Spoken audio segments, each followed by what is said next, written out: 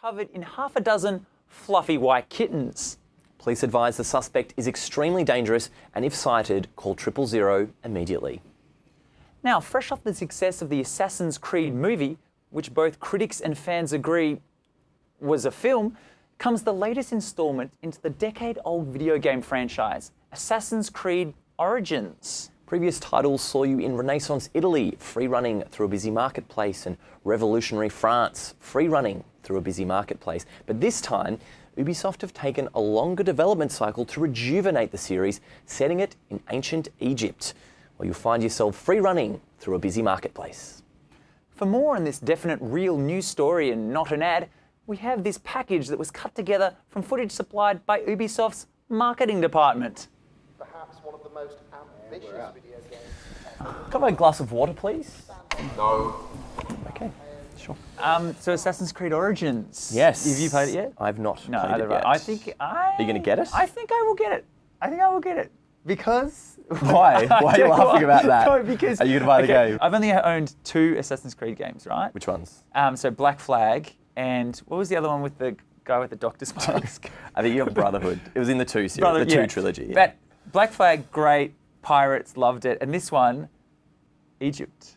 I'm a big fan of Egypt things. So it's all Egypt about the games. setting for you. Well, yeah. I think can't that's really... cool. That's yeah. fine though. Well, okay, I think it's good. I think you get your Ra, you get your what? All the franchises. Sets. Yes, sets. A lot of that is. cats. Yeah. A lot of pyramids. A lot of weighing your soul in the underground against a feather. I wonder if that will be in the game. I don't know. But I think I do like the setting. I think they've the whole time that they've brought one. What they brought one out every year. Yeah, it became every single year. It became annual. I think. Once 2 hit, it was 2 years between 1 and 2. Yeah. And then it was Revelations or Brotherhood Revelations, Black Flag, and like Syndicate and Unity and every all other. of them. It was it one. really was every year. So they took a year off for this one. So they've gone to revitalize the series. But no one was like clamoring for a new Assassin's Creed. They're like, it's fine, take a year off, work on a game. No, they had the movie to fill that gap. Yeah, they did. That worked. That worked really well. Great movie that really pumped them up. For me, the big thing they need to change is the combat. Like, I always like jumping around and the free climbing and all that stuff, but the combat just wasn't challenging enough. And it was all like, oh, just wait for the parry, and 6 guys stand around you going, wait for it. They need to get the wait Batman. for it. The Batman. Yeah, the like, Arkham combat would like be sweet. These ones. Yeah. But one thing I really liked about Black Flag, but I don't think they'll be able to do this, when you get on the ships in Black Flag, you have the sea shanties. And it was London town. And I started That's not what they said at all. That is one of them. Rema Town. London town. Yeah. London Town, right. London town. Well, that's the only part I know. But when I was playing that heaps, I used to listen to them all the time, and they got it stuck in my head. I can't see them doing that in ancient Egypt. What would they do for ancient Egypt? don't- Just I don't- the slave songs of the pyramid workers. You just yeah. But I think I like the setting. It's a bit different to the other ones. I think It was always rumoured that would be one of the other ones. Is that and like Imperial Japan was the other one that everyone sort of talks about all the time. I think it'll be more of the same in a way. Like, I don't think they're fundamentally going to shift. The whole point of like series in these franchises is you kind of know what you're getting. Like, you can't have these massive departures like Call of Duty. Call of Duty pretty much, they've jumped around from setting to setting, and like Battlefield jumps from setting to setting. But for the most part, the gameplay tends to stay the same, so you know what you're getting. The gameplay is literally identical. Well, you want it to that. you want it to feel like the game you're playing. So there's like, the Call of Duty feels like a Call of Duty, the way it handles Battlefields feel like Battlefields, that kind of thing. That when you have these annual franchises, I think that's the main way you differentiate them is the setting. So you're not going to make these core changes to a lot of the game because people have expectations like, Battlefields, these huge open battlefields with multiple vehicles, land, sea, air and infantry, all that kind of stuff. Like that is a Battlefield game. So then when they had that is a literal battlefield. It is a battlefield. Yes, exactly. But when they had Hardline, with the cops and robbers, like that's a big shift, is like to really narrow it down to like bank robbery and stuff. And it's like, do police use many giant helicopters a lot of the time? I think that the thing that's interesting when you start looking at Assassin's Creed, and everyone knows it comes out all the time, but you've got all those other sort of franchise games that has that, okay, every Christmas, Yeah, it's coming year on out. year. And do you the think sports one's a big for Well, that. the sports one's massive, and Yeah. but see, I think the sports ones make sense because teams change, athletes change, Yeah, but then and you stuff could like just that. have roster updates theoretically. And it's like I didn't think of that.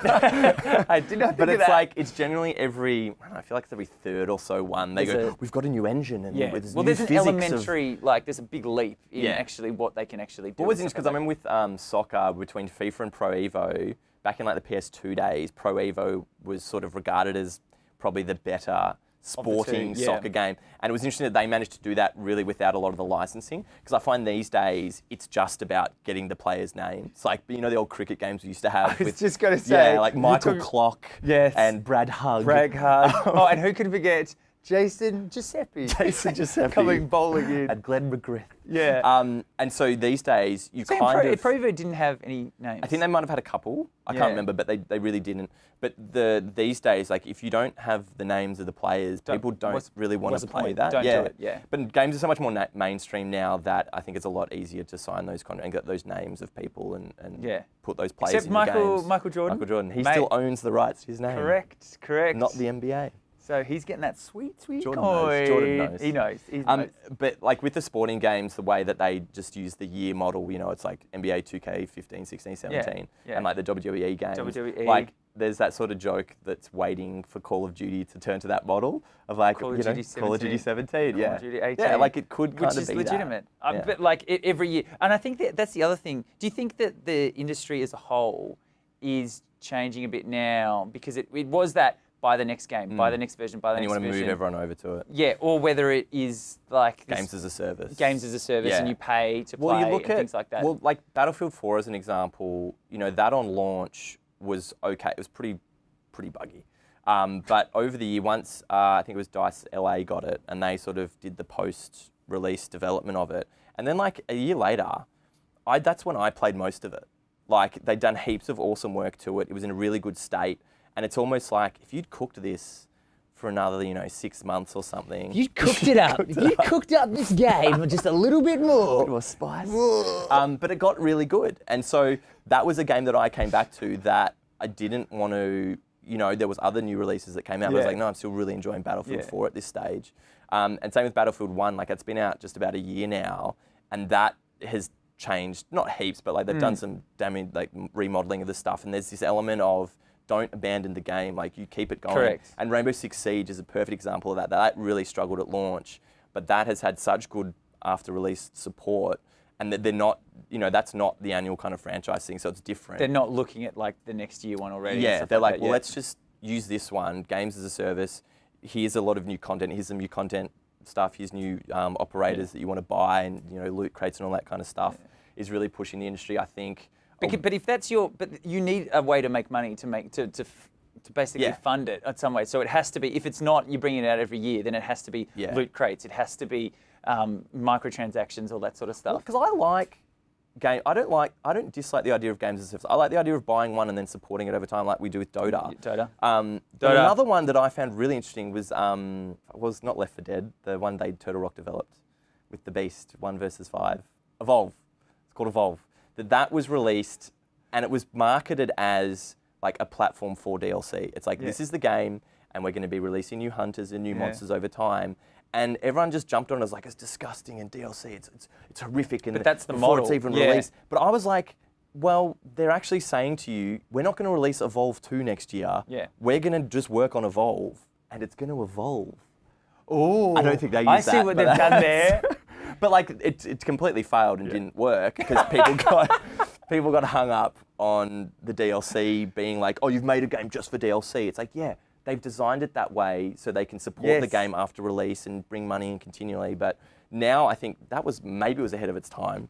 And now the industry is sort of coming to that point, almost going, look, we're not going to release these annual franchises every year. We are going to sort of, give you one this year, and maybe it'll last 2 years this time. And you're going to buy loot boxes throughout the year, and we're going to make heaps of money off that. And we're going to give you free maps because we don't want to split the community. We're going to give you a bunch of free stuff, and we're going to keep those people there buying all the new stuff all the time to support development for this. I think you're right. I think that is changing a bit to sort of more pay as you go and things like that. Nothing else, this game proves it's never going to be easy. Wow, doesn't it look great? Wow, fantastic. Set there in ancient Egypt. You actually went to Egypt, not ancient Egypt, but modern Egypt last year on your holiday, didn't you, Eden? No. I thought you went to... Did you go to Egypt? No, that was Turkey. Oh, it's Turkey. We'll be right back after